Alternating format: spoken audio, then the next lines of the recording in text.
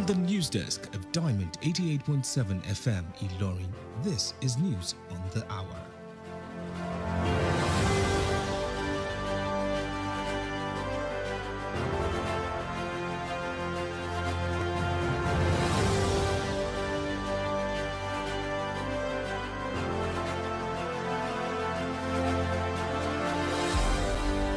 In the headlines, President Tinubu hails Nigerian military for foiling coup in Benin Republic. Niger can await confirmation of freed students. Anambra police condemned church attack, pled to track perpetrators. Kwara communities alleges police silence after monarch's abduction. On the foreign scene, ECOWAS deploys standby force to Benin after coup attempt. In sports, NFF confirmed Super Eagles Egypt pre-AFCON friendly to hold December 16. Good afternoon and thank you for staying with us on Diamond 88.7 FM Ilorin. This is the news on the hour. I am Bisola Uduwale Suleiman. We'll bring you details of the news after this break. Please stay with us.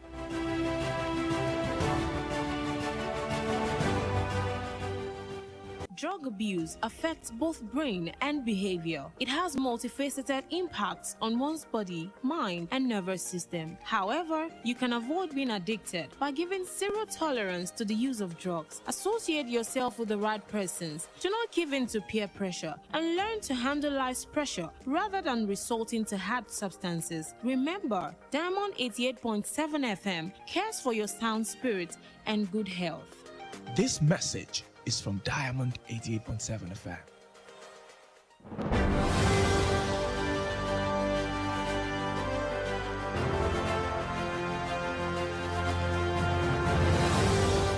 Welcome back from that short break. Please note that you can listen to us via our website www.diamondfm.net or watch us live on Facebook at Diamond 87 FM and YouTube Diamond FM Ilorin.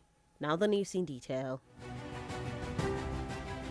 President Bola Ahmed Tinubu has praised the Nigerian armed forces for their swift intervention in helping to restore constitutional order in the Republic of Benin after soldiers led by Colonel Pascal Tigre attempted a coup on Sunday. Acting on urgent request from Benin's government, President Tinubu ordered Nigerian Air Force jets to secure the country's airspace and support efforts to dislodge the coup plotters who had seized the national television station and the military camp. Following additional appeals, Nigeria also deployed air assets for surveillance and permitted ground troops to enter Benin strictly under Beninois Command Authority. Nigeria's Chief of Defense Staff, General Olufemi Oluyede, confirmed that all support requests had been fully executed, enabling loyal Benin forces backed by Nigeria to reclaim control and suppress the coup attempt. Reacting to the successful restoration of democracy, President Tinubu lauded the professionalism and commitment of the Nigerian military, noting that the intervention aligned with ECOWAS protocols.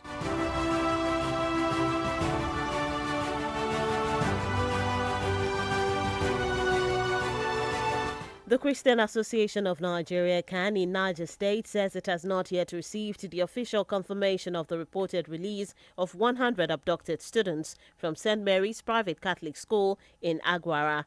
Bishop Bulus Yohane, CAN chairman in the state, described the news as a potential answer to prayers, but urged caution until authorities officially verify the development. He expressed cautious optimism, stating that the confirmation of the release would bring joy, but emphasizing the need for official notification.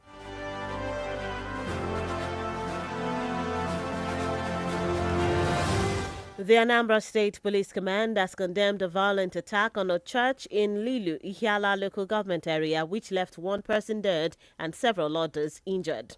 The incident, which occurred early Sunday, was described by Police Commissioner CP Ikioye Orutugo as a heinous and abominable act against innocent worshippers and a threat to peace and freedom of worship. The police extended condolences to the victims' families and the Lilu community, promising a relentless pursuit of those responsible.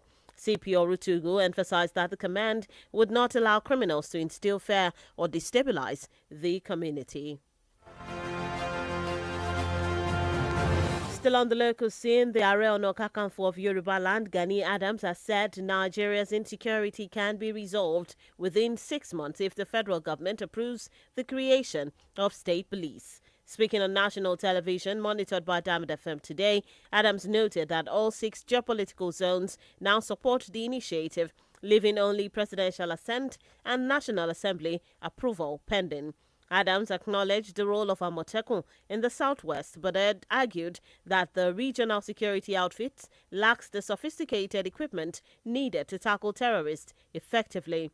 He aligned with southern governors in advocating for state police as a critical element of true federalism and grassroots security. Addressing concerns that state police could be misused politically, Adams urged critics to prioritize the protection of lives over politics. He insisted that anyone who truly cares about Nigeria cannot oppose the urgent establishment of state police to curb escalating insecurity.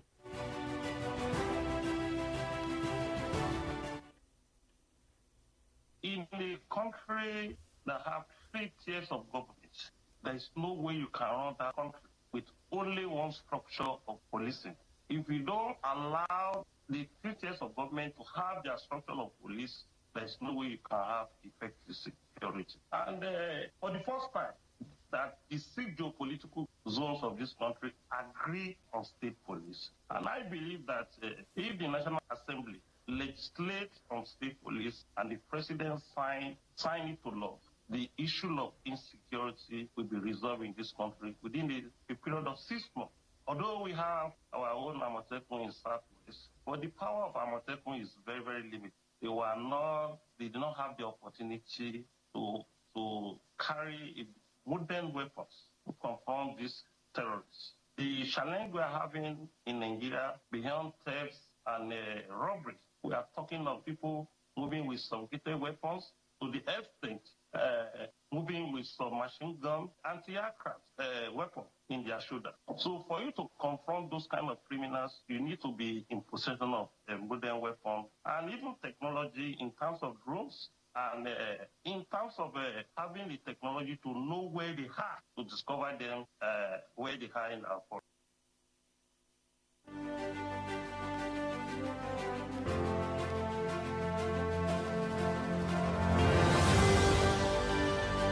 The Taraba State Chairman of the All Progressives Congress APC, Ibrahim Tukur, has confirmed that Governor Agbu Kefas will officially join the party in January 2026. The defection, initially scheduled for November 19, was postponed following the recent kidnapping of students in Kebbi State. At a press conference in Jalingo, Tukur announced the suspension of some ward executives for violating party rules and urged aggrieved members to use internal dispute resolution channels before seeking legal action. He also lifted the suspension of the Taraba State Assembly member Abel Peter of Umbaga constituency, previously suspended for alleged anti-party activities.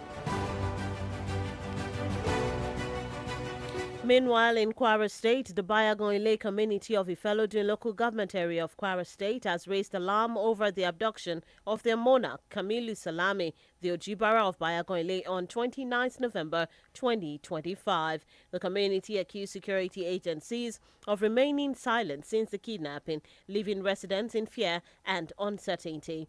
Rafiu Lawal, spokesperson for the royal family, said the community has been forced to take the lead in efforts to secure the monarch's release, calling on the state government and federal security agencies for urgent intervention and timely updates.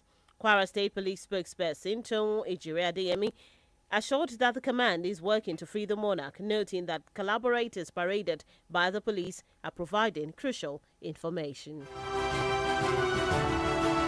And lastly, in local news, the 2 people died over the weekend after a head-on collision between a bus and a truck along the Ososa section of the Shagamu-Bini Expressway in Ogun State. Trace spokesperson Babatunde Akínbíyì confirmed that 21 people were involved, with several others sustaining injuries.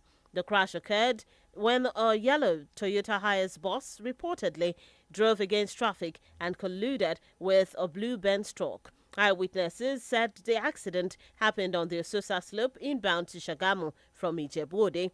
The deceased were taken to Ijebu-Ode General Hospital morgue, while the injured received treatment at the same facility.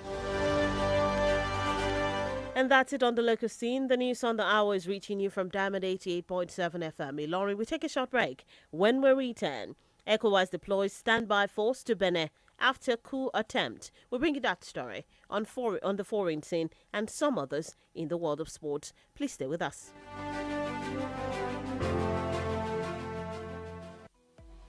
Follow us on social media, Facebook, Twitter and Instagram at Diamond 87 FM. Diamond FM, shining supreme.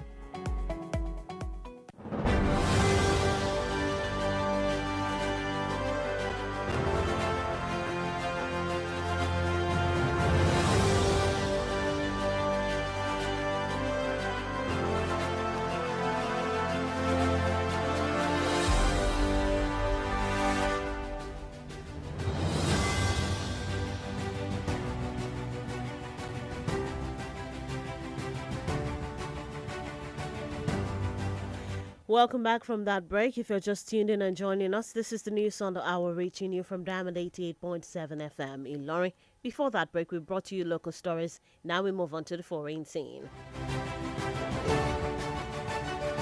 The Economic Community of West African States, ECOWAS, has announced the immediate deployment of its standby force to the Republic of Benin following a failed military coup. The regional bloc said the troops, including personnel from Nigeria, Sierra Leone, Cote d'Ivoire and Ghana, will support the Beninese government in protecting constitutional order and national stability. ECOWAS condemned the attempted coup and commended the Beninese government and Republican Army for quickly bringing the situation under control. The deployment is in line with Article 25E of the 1999 ECOWAS Protocol on Conflict Prevention Management, Resolution, Peacekeeping and Security. Still in foreign news, Ukrainian President Volodymyr Zelensky is set to meet key European leaders in London on Monday, including officials from the UK, France and Germany, to discuss defense, security and a revised US-backed peace plan aimed at ending the war with Russia. The meetings will also cover long-term funding needs for Ukraine's war-battered economy. Zelensky is scheduled to hold further talks in Brussels with NATO chief Mark Rutte and EU leaders Antonio Costa and Ursula von der Leyen amid concerns that the U.S. is pressuring Kyiv to accept terms perceived as unfavorable. The diplomatic push follows criticism of a leaked 28-point U.S. peace plan widely described as aligning with Russian interests. Ukrainian officials are now working with European allies to formulate an alternative proposal before presenting it to Washington. And that's it on the foreign scene. Moving into the world of sports, the Nigeria Football Federation NFF has confirmed that the Super Eagles pre-AFCON 2025 friendly against Egypt will hold on Tuesday, 16th December, instead of the originally scheduled date of 14th December. The change follows FIFA's decision allowing clubs to retain their players until 15 December before releasing them for the tournament in Morocco. The match at Cairo International Stadium will kick off at 8 p.m. local time, 7 p.m. Nigerian time, and will be treated as a practice game, permitting the use of more than 5 substitutes to give both teams greater tactical flexibility. Nigeria, drawn in Group C of AFCON 2025, will face Tanzania on 23rd December, Tunisia on 27th December, and Uganda on 30th December, with all matches scheduled at the Complex Sportif the Fes. Still in sports news, Uganda's national football team, the Cranes, has arrived in Morocco to prepare for the 2025 Africa Cup of Nations AFCON, facing a challenge in Group C that includes Nigeria, Tunisia and Tanzania.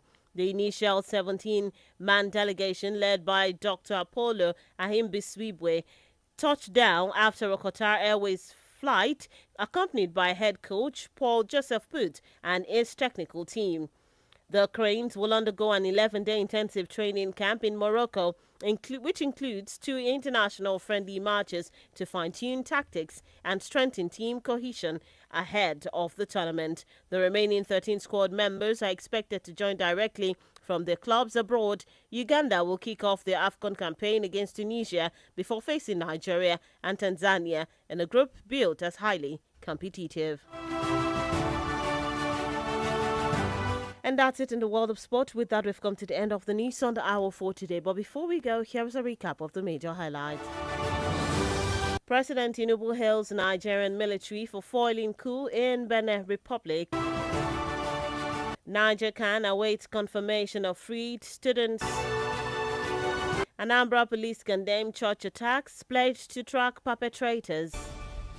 Kwara community alleges police silence after monarch's abduction. On the foreign scene, ECOWAS deploys standby force to Benin after coup attempt. In sports news, NFF confirms Super Eagles Egypt pre-AFCON friendly to hold December 16. And those are the major headlines as brought to you this afternoon. Before we wrap up the news, we take a look at our Today in History segment. Did you know that on this day in 1997, former soldier and politician Shehu Musa Yaradua, the elder brother of late President Umaru Musa Yaradua, died in prison where he had been jailed after being convicted for coup plotting? Now you know.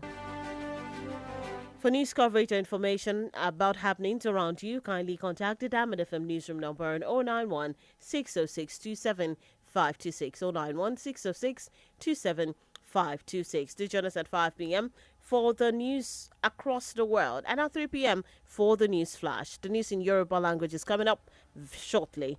The news on the hour was edited by Adeyemi Adewale. I am Bisola Uduwale Suleiman. Thank you for listening to your shining Supreme station.